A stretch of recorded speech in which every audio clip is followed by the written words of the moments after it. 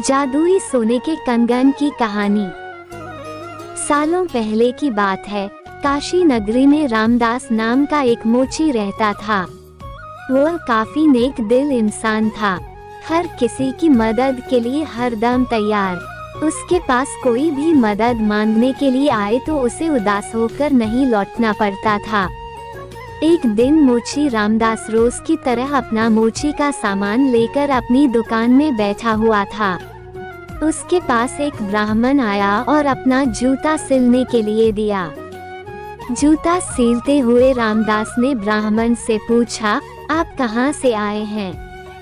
ब्राह्मण देव ने जवाब दिया, मैं कावेरी तट से यहाँ गंगा माँ के दर्शन करने और नहाने आया हूँ। एकदम से मोची रामदास ने पूछा, क्यों, आज कावेरी नदी में पानी खत्म हो गया है क्या?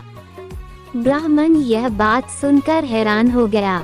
उसने रामदास से कहा, तुम गंगा तट पर रहते हो और ऐसी बात कर रहे हो? क्या तुम्हें गंगा माँ का महत्व नहीं पता? क्या तुम कभी वहाँ स्नान और दर्शन के लिए नहीं गए? रामदास ने जवाब दिया, ना मुझे महत्व पता है और ना मैंने कभी वहाँ स्नान किया है। रामदास आगे कुछ बोलता कि उससे पहले ही ब्राह्मण देव ने कहना शुरू कर दिया, गंगा तट पर रहकर ना गंगा की शक्ति का पता है और ना कुछ और, तभी तो तुम्हारे भाग फूटे हुए हैं। उसके बाद ब्राह्मण ने रामदास को गंगा माँ की महिमा सुनाई। ब्राह्मण की बातें सुनने के बाद रामदास ने कहा, अपना मन साफ हो तो हर तट का पानी गंगा है। इतना कहने के बाद रामदास ने जल्दी से जूता सिला और ब्राह्मण से कहा, आपका जूता ठीक हो गया है। अब गंगा किनारे जाते हुए क्या आप मुझ पर एक एहसान करेंगे? ब्राह्मण देव ने कहा, जरूर, बताओ क्या करना है। रामदास ने अपने जेब से एक साबुत सुपारी का टुकड़ा निकला और कहा, आप जब गंगा में स्नान करेंगे तब उन्हें यह साबुत सुपारी अर्पण कर देना। ब्राह्मण देव ने रामदास के हाथ से वह सुपारी ली और गंगा के किनारे जाने लगे।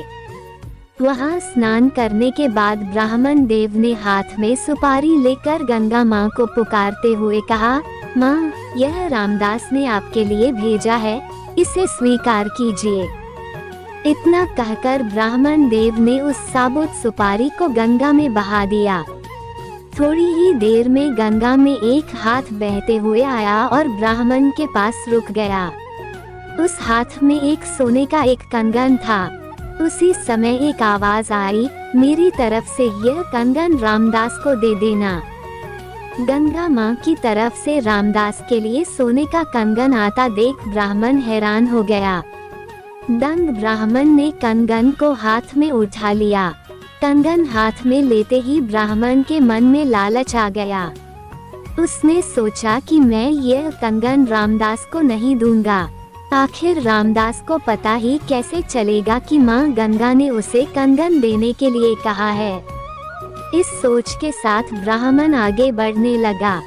कुछ दूर जाते ही उसके मन में हुआ कि अगर मैंने यह कंगन बेचा तो पूछताछ होगी और मुझ पर चोरी का इल्जाम लग सकता है।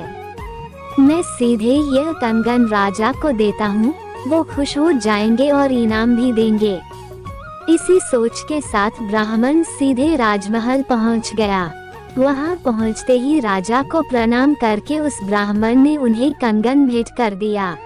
उस कंगन की चमक से राजा और वहां मौजूद दूसरे लोग दंग रह गए। राजा ने कहा, ब्राह्मण देव, यह कंगन देखकर तो लग रहा है मानो यह स्वर्गलोक का है। राजा ने वह कंगन अपनी पत्नी को दे दिया। पत्नी ने जैसे ही कंगन पहना वह खुश हो गई।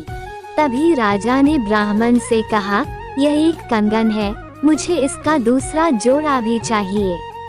रानी दोनों हाथों में यह कंगन पहनेंगी तभी उनकी शोभा और बढ़ेगी। यह सुनते ही ब्राह्मण के पसीने छूट गए। राजा ने तुरंत पूछा, क्या हुआ, आप परेशान क्यों हो गए? यह कंगन चोरी का तो नहीं है न? तुरंत ब्राह्मण ने जवाब दिया, नहीं नहीं राजा साहब, यह चोरी का नहीं है।